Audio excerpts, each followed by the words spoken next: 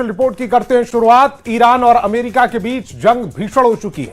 Trump ने Chabahar port पर भीषण बमबारी शुरू कर दी है। ट्रंप ने ऐलान किया है कि ईरान ने डील नहीं तो उसके सारे पुल और पावर प्लांट बम धमाकों से ढहा दिए जाएंगे।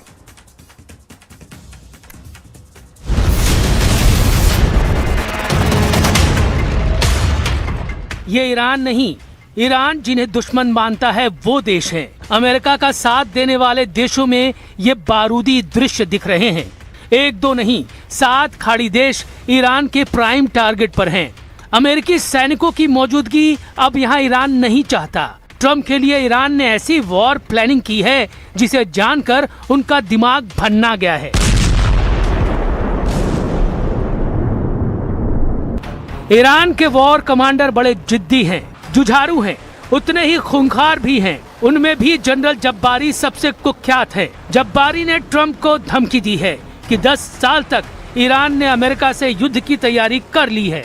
ट्रंप चाहे जितने बम बरसा ले, चाहे जितनी एयरफोर्स लगा ले, अब युद्ध में वो हावी नहीं हो पाएंगे, क्योंकि ईरान ने अभी अपने सुपर सीक्रेट हथियारों को इस्तेमाल ही नहीं किया है। जब्बारी ने दावा किया कि खाड़ी देशों में ईरान जिन हथियारों के धमाके कर रहा है वो उसकी असल ताकत का सिर्फ ट्रेलर भर है। आसमान छीनती ये मिसाइलें हों या फिर शाहिद और कर्रार जैसे महाविनाशकारी ड्रोन बम, ईरान के सबसे घातक हथियार के आगे कुछ भी नहीं। जब ईरानी किलर हथियार वॉर जोन में होंगे तब क्या होगा? क्या खाड़ी देशों में कयामत आ जाएगी? फिलहाल जो दृश्य है वो भी कम भयावह नहीं। ईरानी ड्रोन का बारूदी तूफान जॉर्डन में आया हुआ है, क्योंकि यहाँ ट्रंप फोर्स का अजराक सैन्य अड्डा है जिसे ईरान ने धुआं कर दिया है। अजराक बेस के हैंगर में ट्रंप के जितने जंगी जेट हैं उन्हें ईरान कबाड़ बनाने लगा है। गनीमत ये रही कि ईरान की दागी 3 बैलिस्टिक मिसाइलों को जॉर्डन के डिफेंस सिस्टम ने रोक लिया, वरना ट्रंप को ऐसा झटका लगता जिससे उबरना मुश्किल हो जाता। ये कुवैत है। यहाँ मीना अब्दुल्ला में अमेरिकी लॉजिस्टिक फैसिलिटी सेंटर है। ईरान के फ्लाइंग बमों ने मीना अब्दुल्ला को भी खंडहर बना दिया है। यानी ट्रंप ने जिस लड़ाई को 4 से 6 दिन का ऑपरेशन समझा वो ऐसा महायुद्ध बन गया है जिसमें कई देश तबाही की तरफ तेजी से बढ़ रहे हैं। क्योंकि ईरान अमेरिका में घुसकर तो हमला नहीं कर सकता, इसलिए अमेरिकी सेना जहाँ भी दिख रही है ईरान वहीं हमला कर रहा है। जॉर्डन के मुवफ्फक साती एयरबेस पर ईरान ने हमला किया। ईरान की सेना ने ऑपरेशन साइके के तहत जॉर्डन के अजरक में अटैक किया। फारसी में साइके के माने होते हैं थंडरबोल्ट। ईरानी सेना के मुताबिक इस हमले में उन जगहों को निशाना बनाया गया है जहां F-15 लड़ाकू विमान तैनात किए गए थे। तो ईरान के तेवर बेहद खतरनाक है, वो पीछे हटने के मूड में नहीं है। दूसरी तरफ ट्रंप हैं जिन्होंने 3 दिन में 3 बयान दे डाले। ट्रंप की बयानबाजी का जवाब ईरान के राष्ट्रपति पेजेश्कियन ने दिया है। पेजेश्कियन ने यकीन दिलाया कि युद्ध में अमेरिका को कुछ हासिल नहीं होने वाला। ईरान के टूटने के सपने देख रहे इजराइल को भी ईरान करारा जवाब देने की तैयारी कर रहा है। लेकिन सुपर पावर का स्टैंड पल पल बदल रहा है। तो क्या अमेरिका बैकफुट पर है? क्या ट्रंप अपना गियर चेंज करने वाले हैं? सिग्नल मिल रहे हैं कि अमेरिका सर्वनाश युद्ध शुरू कर सकता है। ट्रंप ने ईरान के पुल और पावर प्लांट की तबाही की धमकी जब से दी है तब से सुपर पावर के जंगी हथियारों का ईरान के नजदीक पहुंचना तेज हो गया है। अमेरिकी सेना ने ईरान के खिलाफ नौसैनिक नाकेबंदी फिर से लागू कर दी। ईरान की मीडिया ने दावा किया कि ताजा अमेरिकी बमबारी से उसके 10 सैनिकों की मौत हुई है। ईरान के हिंगाम आइलैंड और बंदर अब्बास में भी धमाके हुए।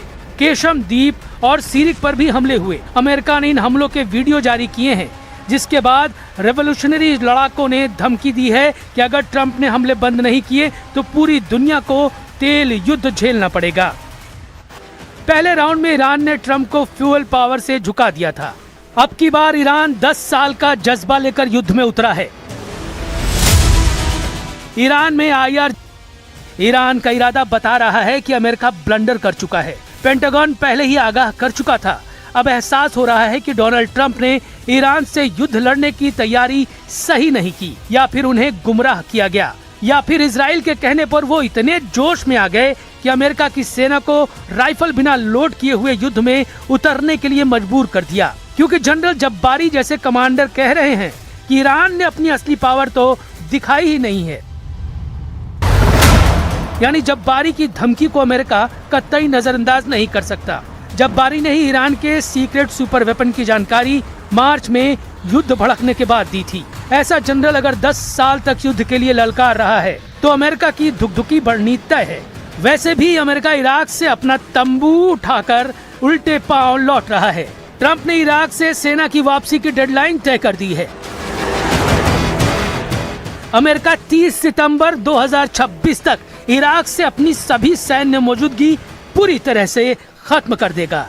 इराक से अमेरिका के हटने भर की देर है, फिर इजराइल की टेंशन बढ़ जाएगी। ईरान सपोर्टर लड़ाके इजराइल को आसानी से निशाना बनाने लगेंगे। इधर ईरान ने इजराइल की एक और कमजोर नस दबाने का प्लान बना लिया है।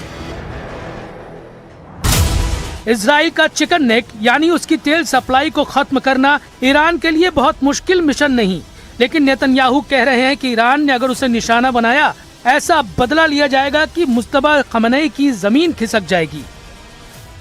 אגיד לכם רק דבר אחד, לא, אני אגיד את זה למנהיגי איראן. אל תבנו על כך שיהיה שקט אם תתקפו אותנו. אל תבנו על כך שיהיה שידור חוזר, כי זה לא יהיה שידור חוזר.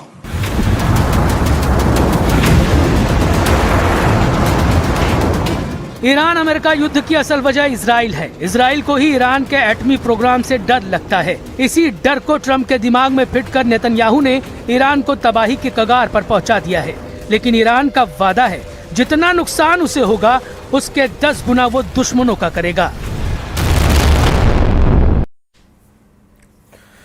ईरान जहां सत्ता का असली चेहरा हमेशा पर्दे के पीछे रहा है, लेकिन इस बार पर्दा इतना गहरा है कि दुनिया पूछ रही है, आखिर अयातुल्लाह अली खमेनी के बाद देश को चला कौन रहा है। उत्तराधिकारी माने जाने वाले मुज्तबा खमेनी आखिर कहां हैं?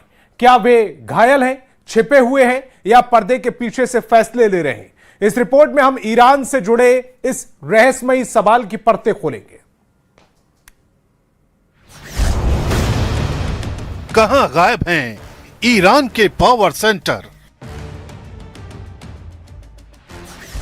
दुनिया को क्यों नहीं दिख रहे मुस्तफा खमेनी?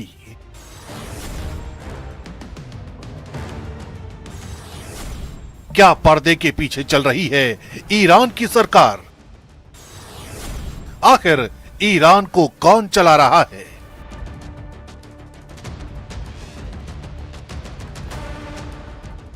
दुनिया के सबसे रहस्यमय देशों में ईरान को सबसे ऊपर गिना जाता है। यहां चुनाव सरकार चुनते हैं, लेकिन असली ताकत अक्सर धार्मिक प्रतिष्ठान, IRGC और सुप्रीम लीडर के दफ्तर के बीच घूमती है।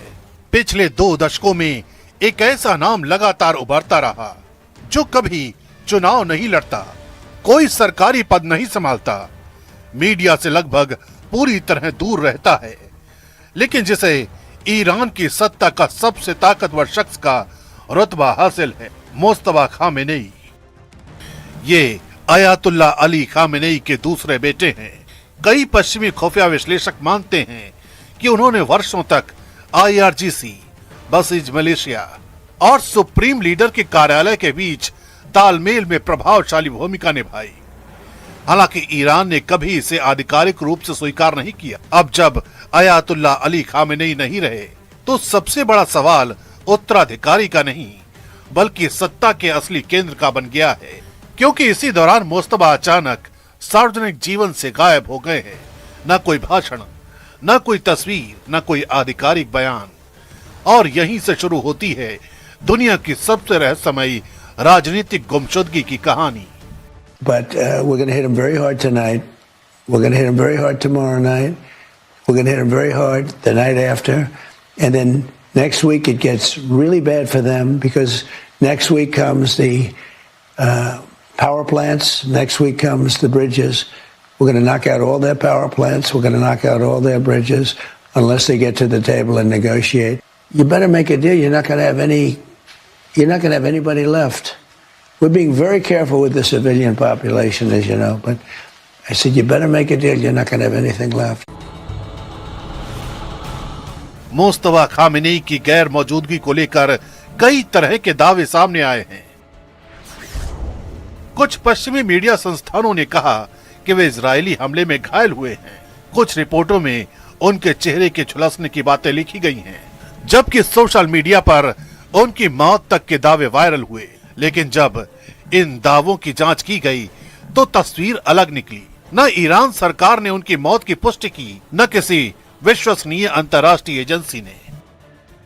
बड़े बड़े मीडिया संस्थानों ने साफ कहा कि उनका गायब होना जरूर एक फैक्ट है, लेकिन मौत या गंभीर चोट के दावों का सच अब भी उलझा हुआ है, क्योंकि अमेरिका के 3rd राउंड अटैक के बाद एक मैसेज को मुस्तफा खामेनी के नाम से वायरल कराया गया।